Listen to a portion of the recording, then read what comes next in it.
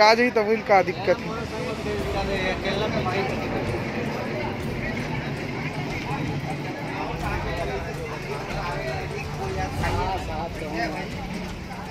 बिल्हा क्षेत्र में चल रहे अवैध शराब की बिक्री एवं अवैध चखना सेंटरों पर अधिकारियों द्वारा सिर्फ नाम मात्र की जा रही है कार्रवाई।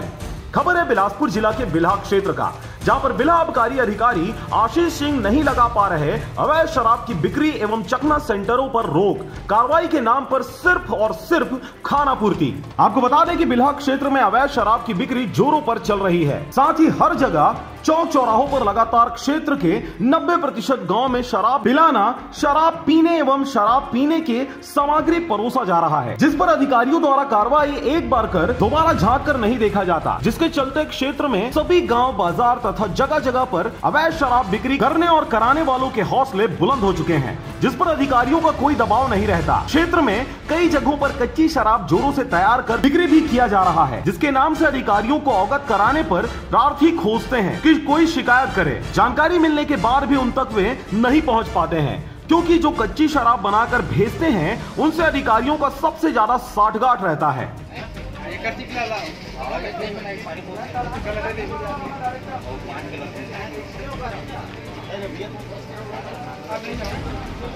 क्षेत्र में कई गांवों की महिलाओं ने थाने में भी जाकर शिकायत दर्ज कराया गया है कि गांव में कई प्रकार की घटना अवैध शराब एवं गांजा बिक्री के चलते महिलाएं काफी परेशान हैं और शिकार हो रही हैं, जिसके चलते संबंधित अधिकारियों को लिखित में शिकायत पत्र भी दिया गया कि गांव में ताश पत्ती, गांजा, दारू के सेवन पूर्ण रूप से प्रतिबंध होना चाहिए। लेकिन फिर भी बिल्हा क्षेत्र में इस प्रकार की घटना और लगातार बढ़ते ही जा रही है। खासकर जिस रोड पर शराब भट्टी स्थित है उस रोड में 10 से 15 चखना सेंटर धड़ल्ले से चलाए जा रहे हैं। लेकिन आपको बता दें कि अधिकारी वहीं से गुजर रहे हैं परंतु चुपचाप निकल जाते हैं। कार्रवाई करने की बात करने पर कार्रवाई हम तो किए थे, फिर से चालू कर दिए तो हम क्या कर सकते हैं, इस प्रकार की बात कर कर टाल मटोल जवाब दिया जाता है। खासकर जिस कोचिया से अधिकारियों को छोटा मोटा राशि का सहयोग भी नहीं मिल पाता है उनके ऊपर घात लगाए बैठे रहते हैं कि कब उनको दबोचें और कब उनके ऊपर कार्रवाई करें। जो लगातार अधिकारियों के संपर्क में रहते हैं उन पर कार्रवाई नाम मात्र की जाती है। बात यहीं तक नहीं है, शराब भट्टी पर शराब प्रेमियों को